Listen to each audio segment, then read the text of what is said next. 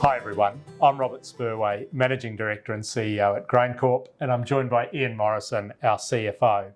Today we're providing GrainCorp's half-year results for financial year 2024, and that's on top of the trading update we provided last week.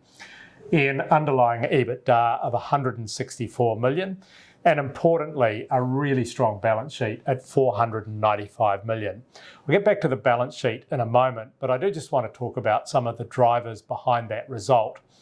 If we look at last year's crop, it was affected by very dry conditions in northern New South Wales and Queensland, offset by well above average and great conditions in Victoria. So very much a story of two halves geographically in our agribusiness.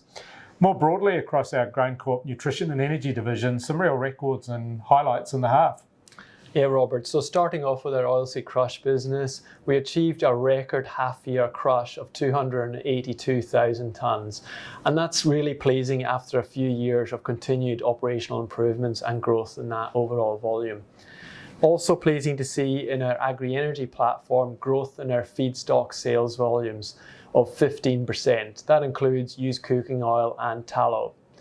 Also recently we announced the completion of the acquisition of Performance Feeds and Nutrition Services Australia, which combines with our animal nutrition platform, and we're really looking forward to seeing the growth from our overall animal nutrition business.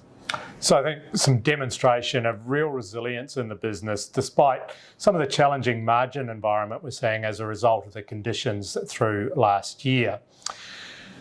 If we look at the balance sheet, and I touched on that, $495 million really gives the board opportunity to look at capital management and deliver on our commitments. We're proceeding with the $50 million share buyback that was announced at the full year, and also today declaring a dividend in total of 24 cents per share. So really delivering on that commitment to provide returns to shareholders, but also having tremendous capacity to continue to invest in growth and the business. Just moving to safety. Great to see our results continuing to improve in safety, particularly if you look at our recordable injury frequency rate. We strive for zero harm every day, and that's something that we'll absolutely continue to do. More broadly, across our ESG, we made a number of commitments in our sustainability report last year, and we're making good progress on those. We'll provide a full update at the end of the year, but at the half year, I'm delighted to share the progress we've made in a couple of areas. The Workplace Gender Equality Agency, Ian, shared that GrainCorp had the smallest gap in gender pay, 0.3%. That's something we're really proud of. We're also delighted to see that Reconciliation Australia endorsed GrainCorp's Innovate Level Reconciliation Action Plan. So again, we're delivering on the commitments that we've made.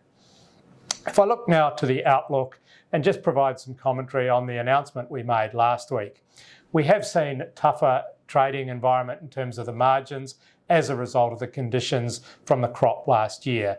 That means our underlying EBITDA for the year is now expected to be $250 to $280 million.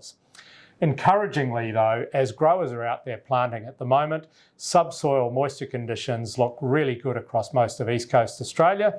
The weather's always important through this next half, but the conditions are encouraging and we're wishing growers all the best for this crop coming up. Thanks again to our shareholders for your ongoing support and all of the team at GrainCorp for your ongoing hard work. Thanks for joining us today.